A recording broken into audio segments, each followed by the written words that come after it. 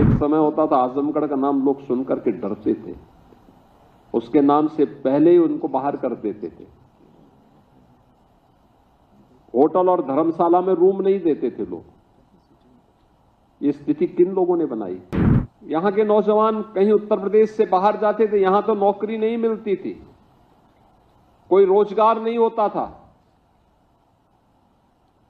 लेकिन यहां का नौजवान जब उत्तर प्रदेश से बाहर जाता था तो बाहर जाकर के भी उसके सामने पहचान का संकट खड़ा होता था। ये उत्तर प्रदेश बीमार नहीं था, उत्तर प्रदेश को बीमार किया गया था। यह देश 1947 के बाद भी 1960 के दशक तक उत्तर प्रदेश देश का सबसे अग्रणी प्रदेशों में से गिना जाता था। जिन्होंने उत्तर प्रदेश को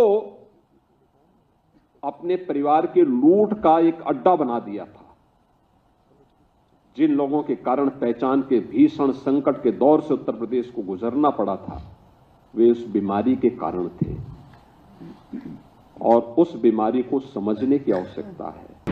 यह उत्तर प्रदेश बीमार नहीं था, उत्तर प्रदेश को बीमार किया गया था। यह देश 1947 के बाद भी 1960 के दशक तक उत्तर प्रदेश देश का सबसे अग्रणी प्रदेशों में से गिना जाता था। देश के अंदर उत्तर प्रदेश का योगदान 14% से अधिक माना जाता था। लेकिन 1960 के बाद से लगातार गिरावट जो आई,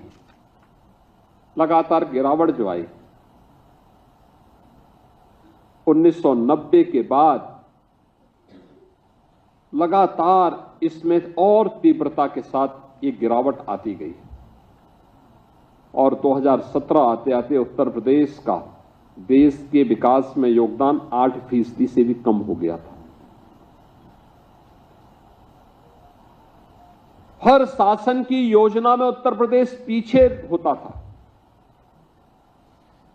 क्या खाद्यान्न उत्पादन में, क्या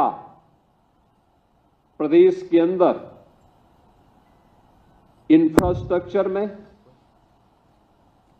क्या इन्वेस्टमेंट में, किसी भी फील्ड में उत्तर प्रदेश एकदम पिछड़ता गया। यहां के नौजवान कहीं उत्तर प्रदेश से बाहर जाते थे, यहां तो नौकरी नहीं मिलती थी, कोई रोजगार नहीं होता था। लेकिन यहां का नौजवान जब उत्तर प्रदेश से बाहर जाता था तो बाहर जाकर के भी उसके सामने पहचान का संकट खड़ा होता था। आज मैं देख रहा था आजमगढ़ का नौजवान भी जब यहां पे चयन हुए हैं, आजमगढ़ की बेटियां भी जब चयनित हुई हैं, मैं देख रहा था एक समय होता था आजमगढ़ का नाम लोग सुन करके डरते थे, उसके नाम से पहले ही उनको बाहर कर देते थे।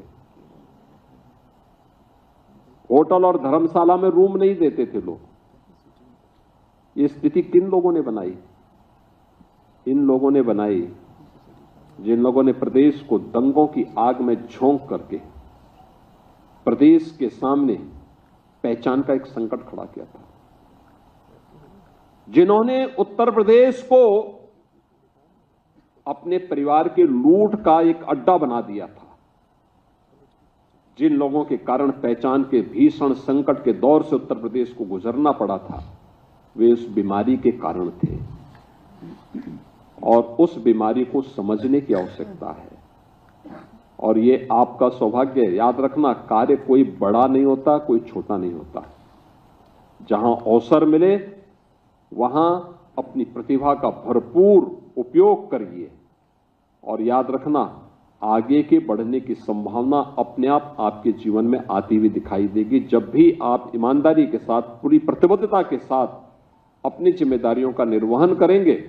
तो न केवल आपके लिए आगे बढ़ने के अवसर होंगे, बल्कि प्रकृति और परमात्मा की कृपा भी आप पर उसी प्रकार से बनेगी जिस प्रकार से आपने इस पूरी व्यवस्था के साथ देखा होगा। आज आप इस बात को कह सकते हैं कि चयन की प्रक्रिया में आपके साथ न भेदभाव हुआ है, तो आपको भी किसी के साथ कोई भेदभाव नहीं करना। 25 करोड़ जनता के लिए आपको सेवा का अवसर प्राप्त हो रहा है। और याद करना, ये मिशन रोजगार के साथ हम लोग नियुक्ति पत्र वितरण के कार्यक्रम को इसीलिए जुड़ते हैं क्योंकि प्रधानमंत्री जी इस बात को कहते हैं कि यह इस बात का संकेत होना चाहिए कि किसी के साथ अन्याय नहीं हुआ है न होना है। तो अगले व्यक्ति की भी गारंटी होनी चाहिए कि वह भी इस बात की गारंटी के साथ जुड़े कि कोई भेदभाव हम भी नहीं होने देंगे न करेंगे। अगर यह जिम्मेदारी होगी तो हम न केवल अपनी सेवा के प्रति बल्कि अपने राष्ट्रीय कर्तव्यों का भी ईमानदारी पूर्वक निर्वहन कर रहे हैं।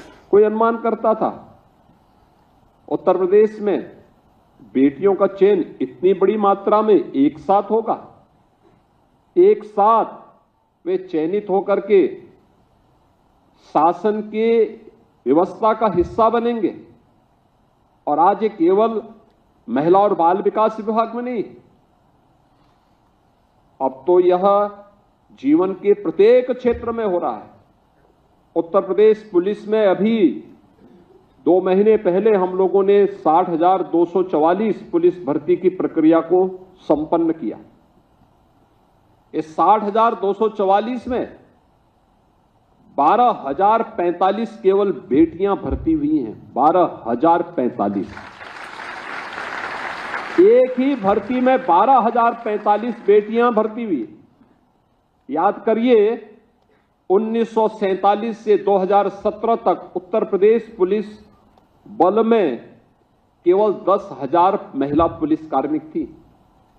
और यहां पर हम लोग जो भर्ती कर रहे हैं, उस भर्ती में पिछले 8 वर्ष में हम लोगों ने 40,000 से अधिक बेटियों को केवल उत्तर प्रदेश पुलिस बल में भर्ती किया। 40,000 से अधिक। यानी ऐसा नहीं कि प्रतिभा की कमी उनमें पहले भी रही हो, लेकिन अवसर नहीं मिलता था। 1,56,000 शिक्षकों की भर्ती अकेले बेसिक शिक्षा परिषद में हुई और 1,56,000 शिक्षकों की भर्ती में ज्यादातर बेटियां भर्ती हुई हैं, जो अपना योगदान आज प्रदेश के अंदर दे रही हैं, बेसिक शिक्षा के उन्नयन के लिए कर रही हैं। सरकार ने भी इन 8 वर्षों में प्रयास किया है। आंगनवाड़ी केंद्रों के लिए, बेसिक शिक्षा परिषद के लिए। अभी आपने देखा होगा, विपक्ष के पास कोई मुद्दा होता नहीं, हर एक उसको मुद्दा बनाने का प्रयास करते हैं। एक नकारात्मक दृष्टिकोण है। जिन लोगों की नकारात्मक दृष्टिकोण ने प्रदेश को बीमारू बनाया था, आज उनके द्वारा उठाए जाने वाले वे नकारात्मक मुद्दे फिर से प्रदेश को उसी झंझावत में, उसी जाल में उलझाने का प्रयास करते हैं। जब हम लोगों ने कहा कि प्रदेश के अंदर जर्जर विद्यालयों को शिफ्ट करना चाहिए, क्योंकि आपने देखा होगा एक राज्य में एक जर्जर विद्यालय भवन गिर गया, अनेक बच्चे उस जर्जर भवन के नीचे दब करके मर गए, दर्जनों बच्चे घायल हो गए। इस जनहानि, जो बच्चे चले गए, जो गंभीर रूप से घायल हो गए, क्या उनको कोई भरपाई कर पाएगा? लेकिन बीमार मानसिकता किस रूप में कटघरे में खड़ा करने का प्रयास करती है।